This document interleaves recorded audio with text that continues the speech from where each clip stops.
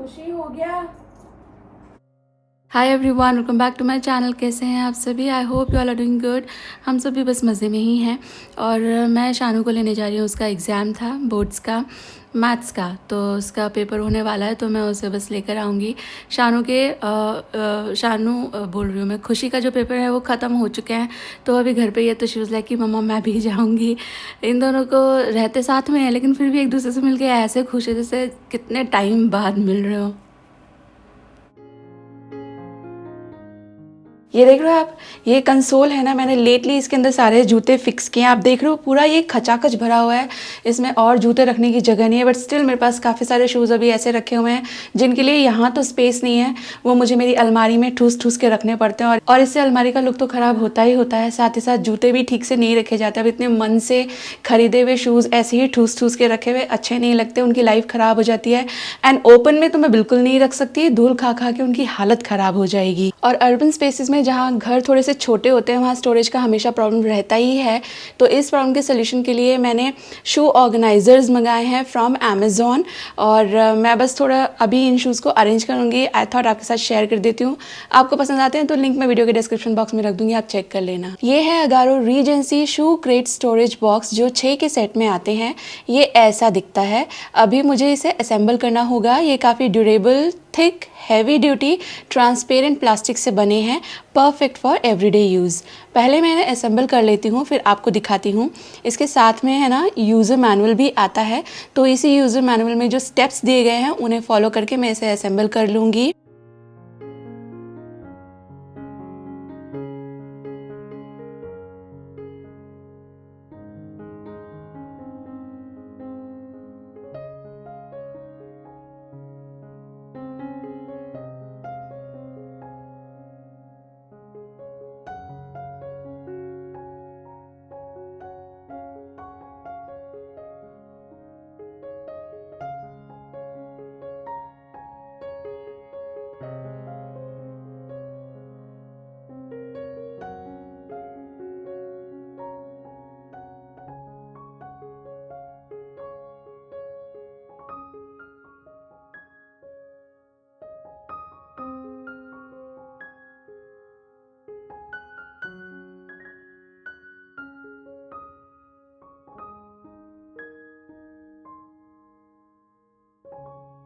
देखा आपने कितना आसान है इन्हें असेंबल करना। अब आप इनमें अपने हर तरह के फुटवेयर्स, बीट, sneakers, high heels, leisure, heels, flats, कुछ भी नीटली स्टोर कर सकते हो। इसमें आपको वाइड शू कंपैटिबिलिटी मिलती है to fit shoes up to UK size 12।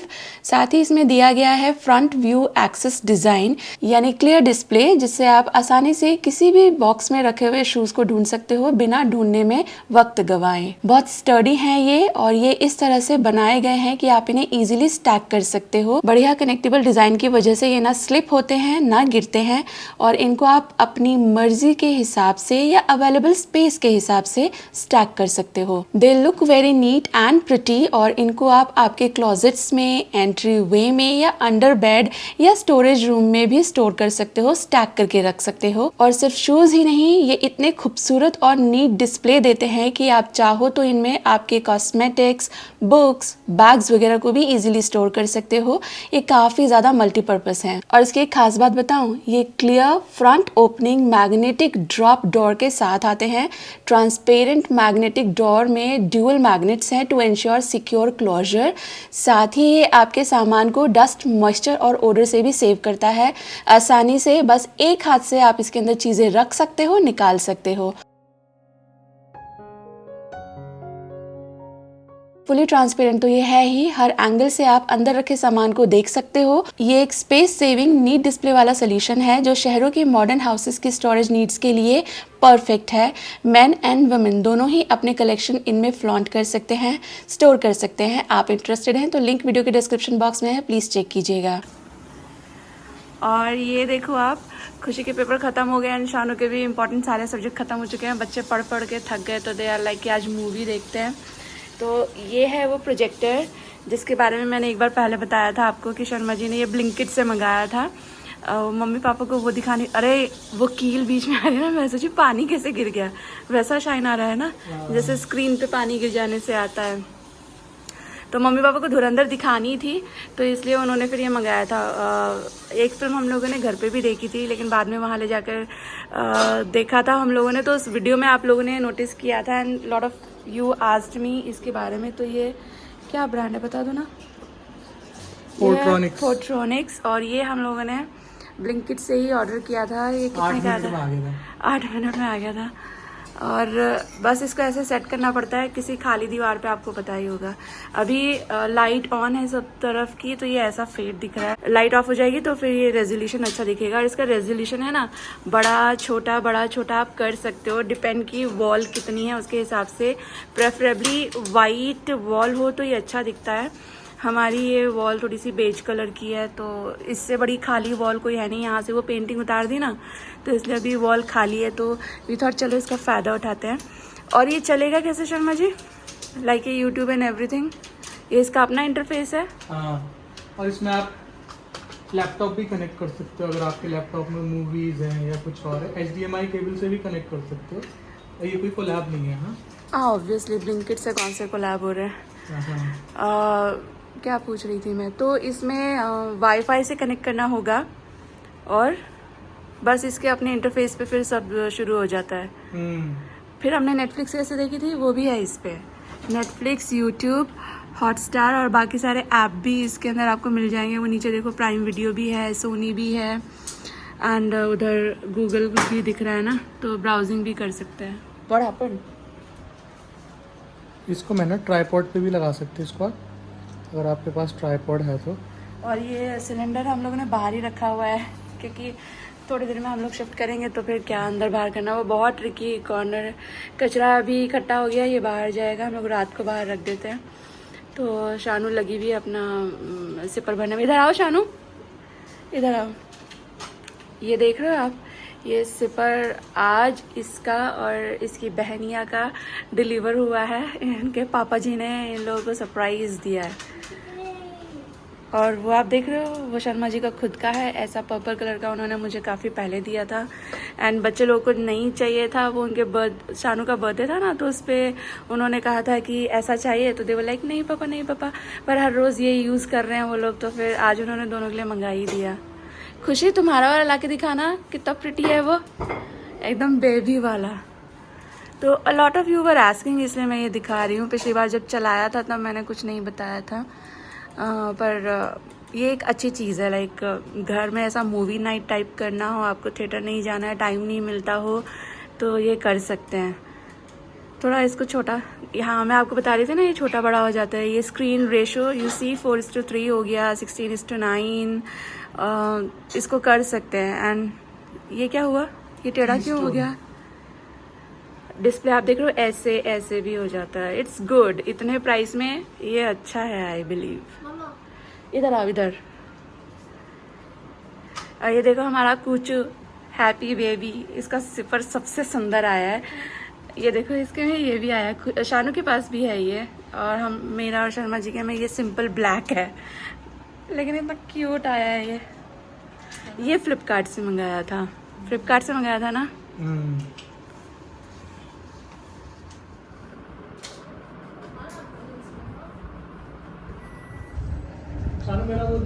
और क्योंकि हमारे घर में 2 बच्चे हैं ना, इनकी वोट की वजह से अब हम स्पाइडरमैन देख रहे हैं, वो भी कार्टून वाली।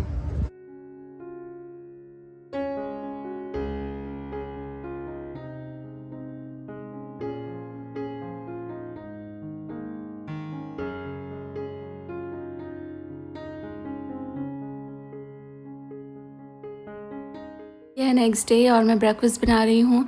और इस बार है ना मैं पता है कितने हफ्ते हो गए हैं, मुझे अभी याद भी नहीं है मैं लास्ट कब गई थी मार्केट कुछ भी सब्ज़ी वब्ज़ी लाने। अभी जैसे जैसे जो भी ज़रूरत पड़ती है मैं ब्लिंकिट कर लेती हूँ, क्योंकि मेरे को टाइम ही नहीं मिलता है, और स्पेशली इवनिंग्स तो बहुत ज़्यादा ही बिज़ी हो जाती हैं।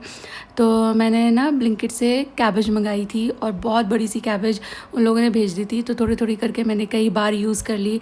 कभी फ्राइड राइस में डाल दिया, एक बार उसका पुडला भी बनाया था, फिर भी जो है कैबेज ख़त्म ही नहीं हो रही थी।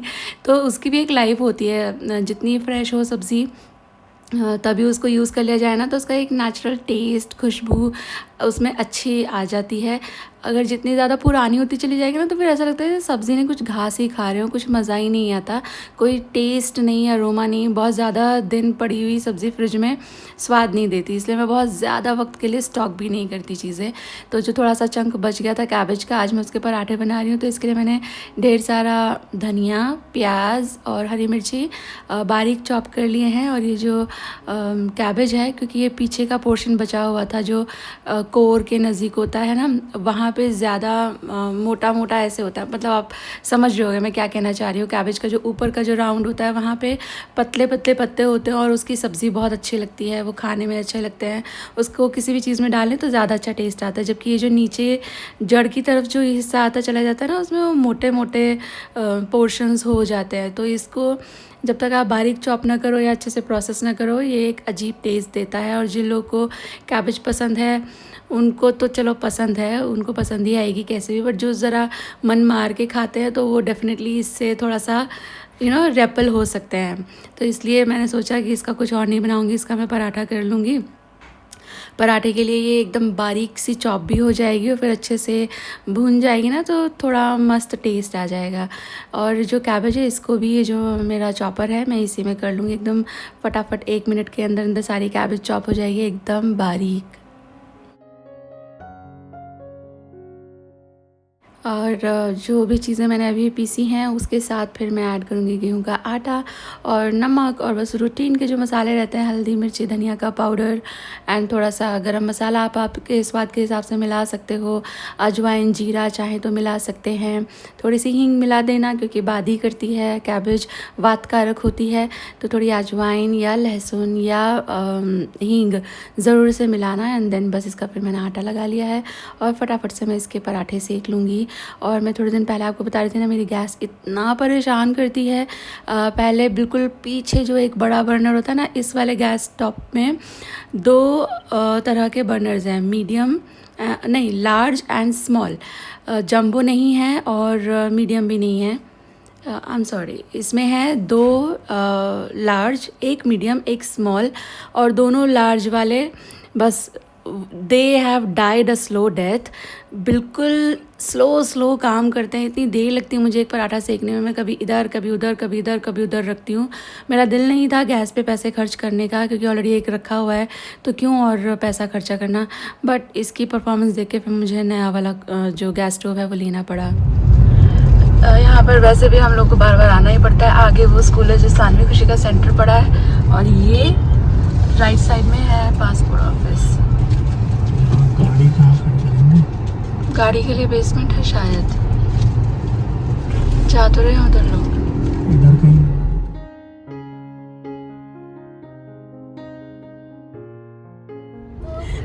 और हम लोग पासपोर्ट ऑफिस से वापस आ गए हैं। देखो इसका तो हुआ भी नहीं, 30 को वापस जाना पड़ेगा, फिर भी इतनी खुश।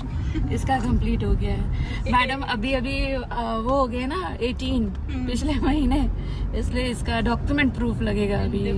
फुल वाला आधार, हम लोग वो छोटा वाला जो आधार जो ऊपर एक छोटा सा रहता है ना पोर्शन, वो लेकर कार्ड जो होता है आधार कार्ड, पर उनको वो पूरा लीफलेट चाहिए। तो अभी वो प्रोसेस करवाना पड़ेगा। 30 को इसे लेकर मैं वापस आऊँगी।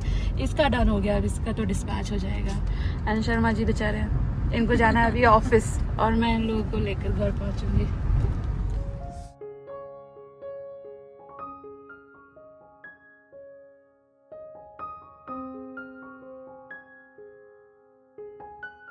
और इतनी ज़्यादा गर्मी हो गई है हमारे यहाँ पे। अभी तो देखो मार्च ही है, अभी से हीट वेव्स आने लगे हैं और अलर्ट जारी हो गए हैं।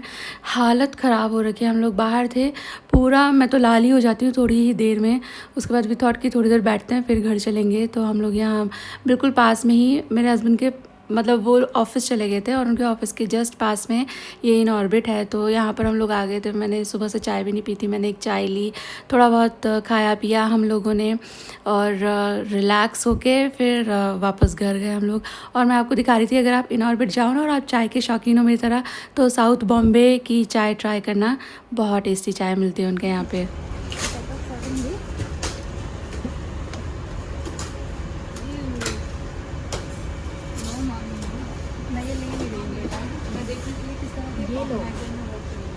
ये है क्या?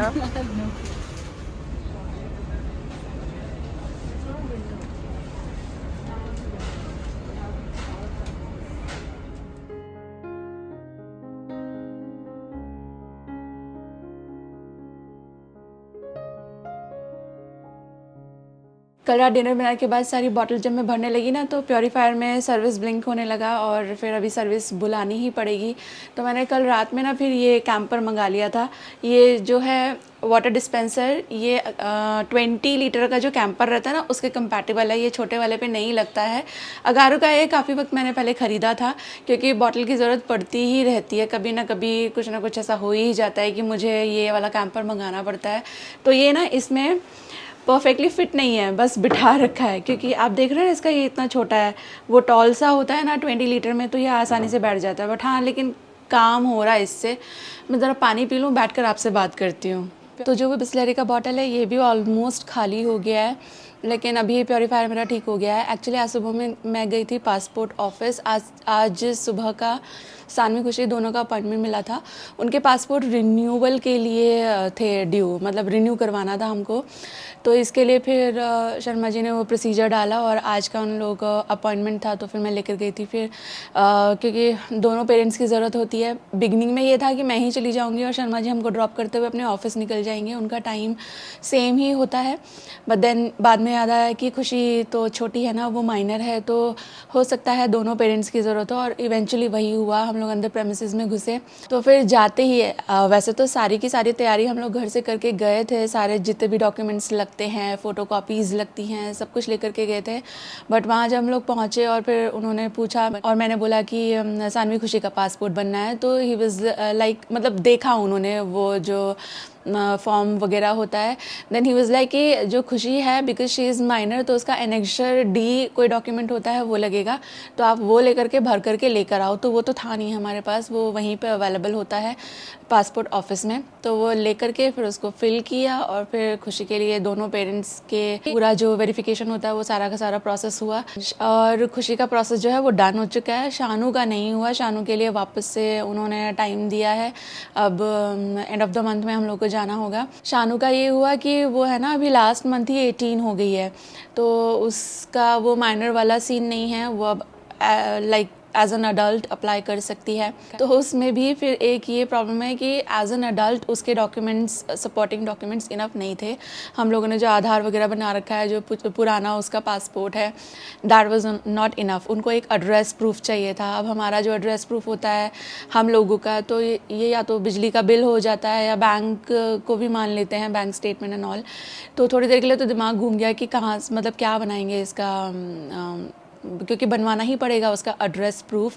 Then Sharma ji was like कि इसका अकाउंट खुलवा देते हैं। बट मैं फिर वापस गई, मैंने पूछा कि क्या क्या काम करेगा, तो उन्होंने बताया है कि हाँ हाँ आप ये करके लाओ।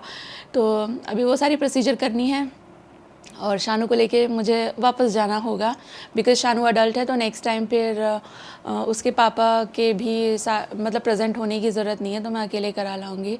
तो आज सारा दिन तो इसमें निकल गया। फिर सुबह में जब मैं गई हुई थी पासपोर्ट ऑफिस, तब ये जो प्योरीफायर की कंप्लेंट डाली हुई थी वो भैया आ गए और बेचारे वेट करके चले गए क्योंकि ये लोग ज़्यादातर सुबह में आ जाते हैं। फिर मैं घर वापस आई हूँ तो फिर मैंने उनको कॉल करके बुलाया कि मैं अभी घर पे हूँ, आप आ सकते हो तो आ जाओ। इन लोग का क्या होता है ना, जोन वाइज ये लोग जाते हैं, तो अगर वो उनके एरिया में उस वक्त नहीं पड़ रहा है तो फिर वो लोग नेक्स्ट डे का बोल देते हैं। तो ही वाज लाइक कि हाँ मैं आ जाता हूँ।